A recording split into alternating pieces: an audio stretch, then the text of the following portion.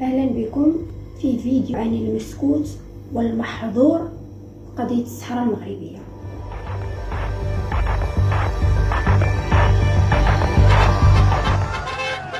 فيديو عن عصابة كاينة في الأقاليم الجنوبية، روجات لسنين بأن الصحراوة الفيصليين وعنصريين وكيبتزوا الدولة المغربية، إما تعطيهم الامتيازات إما ينوضوا ليها وينحازوا للبوليزاريو.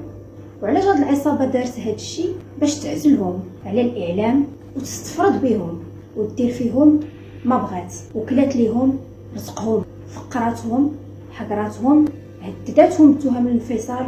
وهاد العصابه اصبحت من اكبر المليارديرات والنافذين في المغرب، الا ما كيعتبروا راسهم ملوك الصحراء.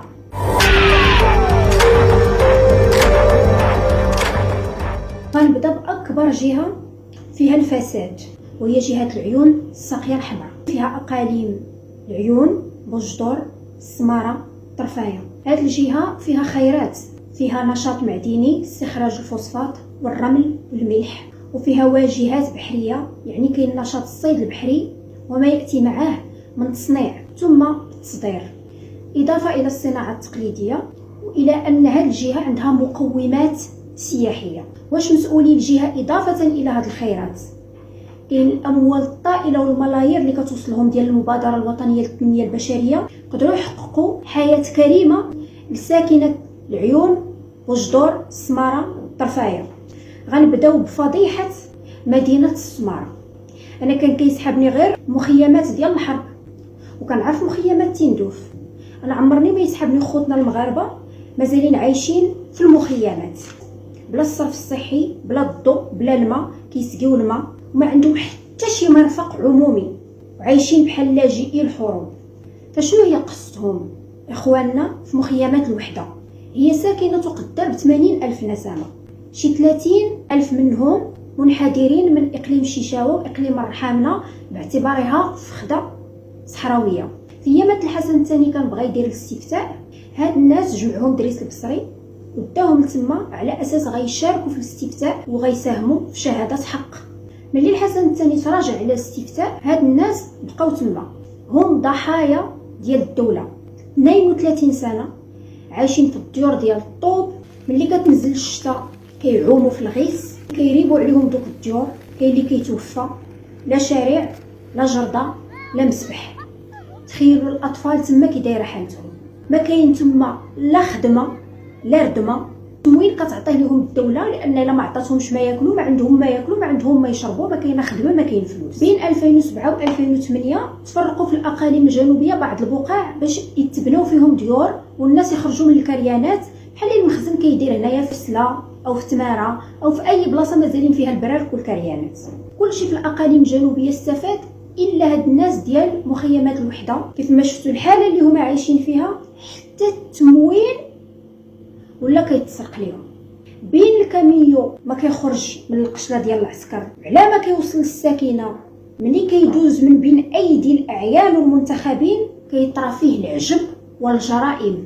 التموين كيتبدل وكيتحط جوده خايبه وكتخاد جوده زوينه، كيتنقص من الكميه ديالو، او كاين اللي كيتخاد بالكليه. والساكنه صيفطات لي على حساب المساجات ديالها هاد الشيء بعلم عالم الاقليم حمدي النعيمي والمنتخبين، اللي شي بعضين منهم ماشي موظفين تما ولاو مليارديرات بالتجاره في المؤونه وفي التغذيه. كاين اللي كيدير مع الحوانت يمشي يبيعوا لهم بالجمله، كاين اللي كل 10 ايام كيعطيه المهربين كيبيعوه في الداخل، كاين اللي كيتباع في تندوف. إضافة إلى سرقة أموال المبادرة الوطنية للتنمية البشرية والتجارة في البطائق ديال الإنعاش، أو كيف ما كيسميوهم الصحراء والكارتيات. كياخدوا شهادة الازدياد وكيعمروها بأسماء زائفة ما كايناش دوك المخيمات، باش الجيش ديالنا يصيفط المؤونة والتخاد. قليل مرات هادشي فين وصل البرلمان وعمر ما دار ليهم شي حل. الشكايات كيديروها مرارا وتكرارا وتختفي بين عشية وضحاها، واللي هدر تما كيتلفقوا ليه تهم الانفصال. هما اللي مغاربه ديما هزين الرايه المغرب، ديما هزين صوره الملك. فين مشاو فلوس التنميه؟ اقليم السماره. قلبوا في الاعيان وفي المنتخبين وفي موظفي البلديات وفي الملاير اللي داروا من أين لهم هذا مقابل فقر الساكنة. ثم ندوزو لبوجدور، مدينة شيخ المنتخبين عبد العزيز أبا الملقب مول الفوتوي، لأن المجلس الأعلى للحسابات خرج فيه تقرير أنه خسر 21 مليون سنتيم لتجديد الجلد ديال واحد الفوتوي، يمكن دار فيه الجلد ديال شي بنادم. عبد العزيز أبا من عائلة صحراوية قديمة عندها وجود تاريخي في النفوذ الترابي ديال إقليم بوجدور، ولكن عبد العزيز أبا تحت النفوذ الروحاني ديال حمدي ولد الرشيد. طبعا عائلته كلها كانت مرشحه في هذه الانتخابات اللي دازت ديال 2021. كيف ما كتشوفوا في الصوره، عزيزه أبا، عبد العزيز اخر أبا، عبد العزيز واحد عاوتاني ثالث أبا، محمد أبا، هذا سميتو البشير أبا، والعالم أبا، وبنته سميتها تكبر أبا. هما كبروا تبارك الله وكبروا الثروه ديالهم الحسابات البنكيه ديالهم. اثرى عائله في المدينه، اكثر عائله نفوذا في المدينه. خارجين فيه تقارير من المجلس الاعلى للحسابات كتتهموا بصريح العباره بسرقه المال العام، لان الجماعه تتوفر على حظيره ديال السيارات، ومع ذلك كيخسر ملايين الدراهم في اكتراء السيارات دون ذكر السبب، لانه مرارا وتكرارا في كل عام كيدير فواتير بملايين الدراهم لاصلاح اثاث مكاتب الجماعه كتسوى اكثر من شحال كيسوى داك الاثاث براسو. يعني احترافيه في نهب المال العام، ولا لمحه من بعد دوك التقارير على ان غتكون في حقه شي محاسبه. وماشي هو فقط اللي في بوجدور تحت سلطه حمدي ولد الرشيد، انما ايضا كمال صبري صاحب اكبر اسطول ديال صيد السردين في ميناء بوجدور، واللي الساكنه صيفطت لي رسائل تتقول بان باوامره تم طرد اكثر من 400 شاب دفعه واحده بدون سبب، وكاين تضييق على اصحاب القوارب الصغيره اللي كيمارسوا الصيد التقليدي. مدينه بوجدور تتعيش الاحتكار، فقط 3 ديال الشركات هما اللي كياخذوا كاع الصفقات العموميه، 2 منهم تابعين لولاد الرشيد. جل المشاريع المقامه في اقليم بوجدور هي مشاريع ملكيه، ما كاين حتى شي استثمار. المشاريع القليله الموجوده بالضواحي ديال الاقليم ما كيبغيوش يخدموا فيها ولاد بوجدور.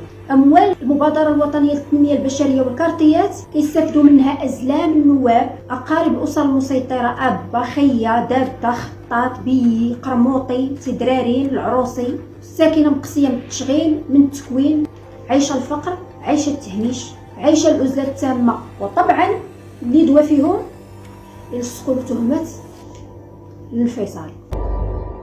طرفايه ما وصلونيش عليها معلومات بزاف، لان كيف ما كتشوفوا في الصوره اقليم طرفايه يتحدث عن نفسه الثلث الخالي.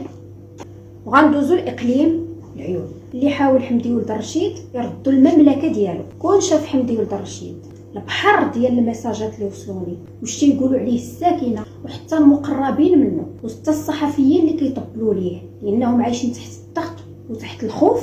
كون شوف اش كتبوا لي عليك الناس العيون، جمع حوايجك وتخرج بحالك من تما.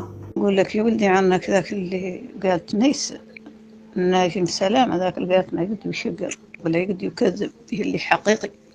حتى الناس ديال قبيله الرقيبات صيفطوا لي تيتبرؤوا منك وقالوا لي انك انت اصلك ماشي من قبيله الرقيبات، انت جابك واحد المرحوم سميتو عبد المولى، اول سائق شاحنه في العيون، جابك انت والعائله الكريمه ديالك من البلد الشقيق العزيز موريتانيا في الثلاثينات ديال القرن الماضي. قالوا لي انك مازال الى يومنا هذا ما خلصتيش.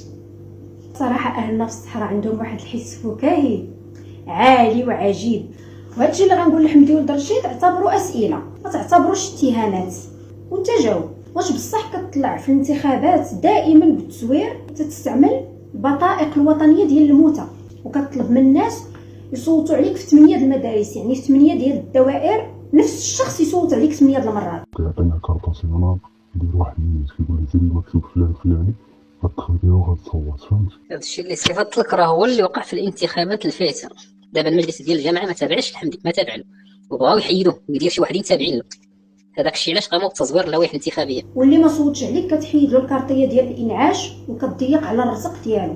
واش بصح كتدفع ثمن طباخين وعمال النظافه والسائقين والبستانيين ديال الفيلا ديالك من فلوس المبادره الوطنيه للتنميه البشريه؟ واش بصح كيف ما راسني واحد الموظف في قطاع الصحه جايب الاطباء والممرضين وعاملي المستشفى العمومي اللي من المفروض كنتي تقوم به وتهيئوا، جايبهم باش يقوموا بالسيده ديالك في دارها ويخدموها ومخلي السبيطار العمومي كيجريو فيه الكلاب والمشاش. المواطنين ملي كيمشيو تما ما كيلقاو حتى خصهم يعيطوا لهم في التليفون يخرجوا من الفيلا ديالك عاد يجيو عندهم يدوزوا ليهم.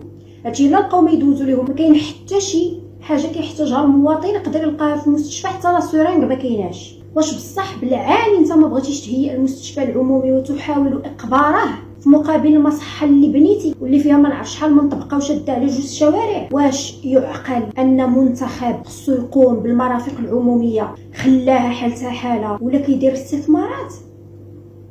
واش بصح كتشكل مع نائب مدير مؤسسه العمران مافيا ديال العقار؟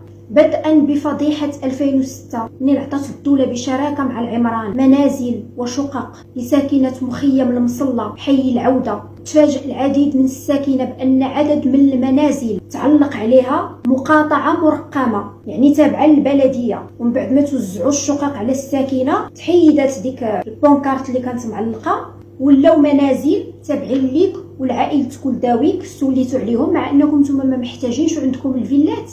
واش بصح كيف مارسلوا لي الناس كاع التجزئات السكنيه في العيون ديالك وجالس كتحفظ لراسك اراضي الدوله من 1999؟ واش بصح حتى حد في العيون ما عنده الحق يدير اكثر من جوج ديال الطبقات وانت تدير بلوس 8؟ قال لك الناس ملي مشاو سولوا في الوكاله الحضريه قالوا لهم راه ماشي حنايا اللي كنوقعوا ليه، السيد كيوقع بلاناتو راسو، ما كيدوز في لا كوميسيون، ما كيدوز في البلاتفورم، حتى حد ما كيدوي معاه. واش بصح سوليتي على سوق العوده اللي هذه 22 عام ومسدود من 2000 حتى دابا 2022 كان خاصو يتهيئ وعمره ما تهيئ، ودابا كتهدموا باش تبني فيه ستاسيون ديال الوقود شال؟ واش بصح مستحوذ على كاع الصفقات العموميه تتوقع على راسك الكودرون والتروطوار والتشجير بان العيون هي المدينه الوحيده اللي ما فيهاش لي باش؟ لان اللي بغى يشريهم خصو يشريهم من عند الشركه ديال بنتك تتحكم شركات ارشيغودون. ونهار اللي بغاو يشريو السيما والبيطون من عند سيمون دو ماروك قلتي لهم يا اما تدخلوني معكم في الصفقه يا اما نوقف لكم داكشي وندخلوك معاهم. واش بصح كتخدم غير قبيلتك في المناصب ديال المؤسسات العموميه؟ المباراه كتعلق اليوم ولا غد ليه كتختفي باش كتحط اللي بغيتي وتقول راه دوزو الكونكور وراه نجحوا. واش بصح اللي دوا يرعف وتلصق ليه تهمه انفصالي وتعيط للامن يشدوه وانك تتعامل مع الامن غير بالتليفون؟ شدوا بوه. واحد الصحفي سميتو صلاح الدين كريطي منسق جهوي للمنتدى الوطني لحقوق الانسان بجهه العيون الساقيه الحمراء بتزيتيه واعتقلتيه ولفقتي ليه التهم وخليتيه يسني التزام من داخل السجن بلا حضور النيابه العامه ولا وكيل الملك، وهو ممنوع باش انه عمره ما يعاود يجبدك ولا يجبد عائلتك. راه ما نقدرش نكمل حيت الفيديو ما غيساليش، غنبقى شي ساعه وانا كنعرض عليك الحر اللي درتي فيهم. تنتمنى السلطه المركزيه تصيفط لجان، هاد المره لجنه تقصي في الانتخابات، لان الناس قالوا لي الناس ديال السلطه تما كيعاونوك. لجنه تقصي في الصفقات العموميه اللي واخدها غير بوحدك انت وشركات ولادك، لجنه تقصي في الشفافيه في الاستثمار في المنطقه، التنافس الشريف. قراد الهضره كتجيك عجب، اش يقولوا هادي قول خير التنافس الشريف؟ لجنه تقصي فلوسك، من اين لك هذا؟ تقدر هادشي عمره ما يوقع، ولكن يكفيني فخرا ان كليتي على كل لسان ماشي كيهضر على فسادك.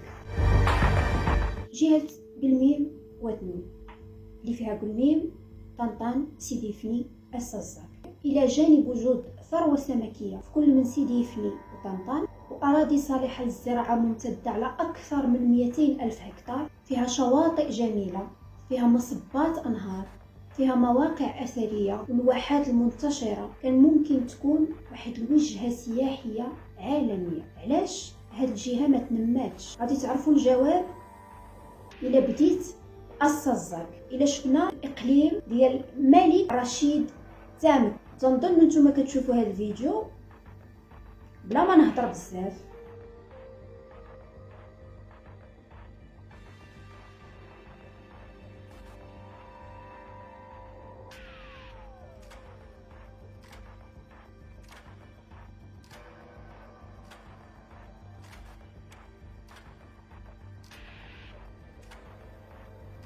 القصر تقول ضريح محمد الخامس او المتحف تركي، هذا سيدنا منتخب. فاش كيتاجر هذا كاع اللي يخول ليه يدير بحال هذا القصر؟ تأمين في البنوك، المخدرات، فاش في بنادم. شفتوا فين مشاو فلوس التنميه ديال الاقاليم الجنوبيه؟ كنشكر عمال اللي تاقوا فيا وصيفطوا لي هذا الفيديو من داخل القصر ديالو. نشوفوا الساكنه كيفاش عايشه ديال الصاد، شوفوا المدينه كيفاش عايشه، شوفوا الاهمال. عنايه لهذا الاقليم، هذا الاقليم المنكوب. الزاك بغينا له العنايه، المحبس بغينا له العنايه، البويرات بغينا لها العنايه، عوينه الله يسيء توسع بغينا لها العنايه، عوين ترس بغينا لها العنايه، بغينا التوينزقي العنايه، بغينا جيراننا ام الحسن عنايه. مرحبا بهم.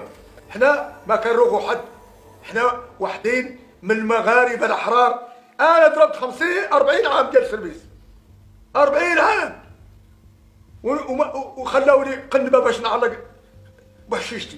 وماشي غير هذه هي المشكله الوحيده اللي كاينه في الصاد، كاينه مشكله اخرى او معضله اخرى ديال القبائل ايتوسا اللي السي رشيد تامر ما مساليش ليها. خصو حتى يسالي فلوس المبادره الوطنيه للتنميه البشريه في الزليج ديال الحمام، عاد غيشوفكم. التعداد ديالها 60,000 نسمه. الدوله تحاول انتزاع اراضيهم حجه الاستثمار فيها في الطاقه الريحيه، والساكنه كطالب بالتحفيظ ديال الاراضي ديالها قبل الدوله ما تستغلها. والميم وطنطان وسيدي فني ما تيختلفوش على بعضياتهم في التهميش وفي الفقر. 70% ديال الشباب كيعانيو من البطاله وكيحرقوا في قوارب الماء في الجزر الكناري، كاين منهم اللي كيموت في البحر. في طنطان كاين واحد السيد عضو في الجماعه وسياسي كبير تيدير التهريب والهجره السريه، وبسبب عدد ديال الشبان ماتوا في البحر. ورئيسة الجهه مباركه بوعيده كتمشي تما غير الا كانت شي زرده تصور بالمحفى ولا شي تدشين ديال شي تعاونيه تتفلى على عباد الله ولا شي اجتماع باش تبان راها خدامه وكترجع بحالتها، والساكنه عمرها ما كتعاود تشوفها. ولا مبادره ولا حل لازمه التهميش اللي عايشاه الجهه. واخيرا وليس اخيرا غنهضروا على جهه الداخله وادي الذهب. الداخله داير سبيران زران، دايره العرقوب. برنامج التنميه ديال الجهه بلغ اكثر من 22 مليار درهم. مشروع ربط مدينه الداخله بالشبكه الوطنيه للتيار الكهربائي، توسيع الطريق الرابطه بين الداخله وبوجدور، مشروع تحليه مياه البحر من اجل سقي 5000 هكتار بالجهه، وبناء ميناء الصيد الجديد. لملي سمعت الملك قال في الخطاب ديالو بان اكثر من 80% المشاريع التنمويه اللي خصص ليها ديك 77 مليار درهم في الاقاليم الجنوبيه. وملي بحثت في هذا الشيء وملي رسلتوا لي ميساجاتكم، انا تنظن هو كيقصد في جهه الداخله، ماشي حيت ما فيهاش الفساد، ولكن الفساد اللي هضرتوا لي عليه كاين في الداخله. مثلا كيتوظفوا في المشاريع اللي كاينين تما شباب من الداخل، ويتم اقصاء الساكنه المحليه اللي الملك دار توصيه بعد الاخرى بتوظيف الساكنه المحليه، وبالتالي باقا البطاله متفشيه. حسيت وكانكم كتهضروا على الرباط ولا كازا ولا طنجه ولا الحسيمه، ولا يعني نفس الفساد اللي كيعانيو منه مدن الداخل. كنظن الداخله تنمات تبارك الله لدرجه خرجات من القبليه اللي واقعه في جهه العيون الساقيه الحمراء وجهه قلميم ودنون. ما كاينش داك طغيان عائله وحده تعتبر راسها ملك ديال الداخله او ملوك الداخله. ما كاينش داك القمع والديكتاتوريه ديال اللي دوا نلصقوا له تهمه الانفصال وندخلوه للحبس. كنظن جهه الداخله حققات بعض اهداف التنميه. تنقول للناس ديال الداخله مزيد من تحقيق التنميه، وتنقول لساكنه الداخله مزيد من النضال لتحقيق مكتسبات اخرى لكم. ولكن ما يمكن لي الا نحييكم كيفاش رديتوا المدينه، وتنتمنى لكم المزيد من النجاح. وقبل نهايه هذا الفيديو عندي واحد الطلب بغيت نوجهه لرئيس الحكومه. كاع الفئات اللي انت كتخاف منها دير لك المشاكل مع النقابات اولا تحتج ليك، زدتيهم شويه شويه شويه شويه باش تسكتهم، الا فئه وحده مسكينه لان انت ما خايفش انها دير لك المشاكل، هي المتقاعدين خاصه ديال العسكر وقدماء المحاربين. العسكر تعرفوا سلاح بالكم راحه الله الوطن الملك. العسكر ما كيمارسوش المعارضه الاحتجاجات، وبالتالي ساكتين. ما تزاد لهمش سنتيم من عهد حكومه اليوسفي. الدنيا غلات وتضربات في 200 اسعار وهما كيشكوا اقل من السميك.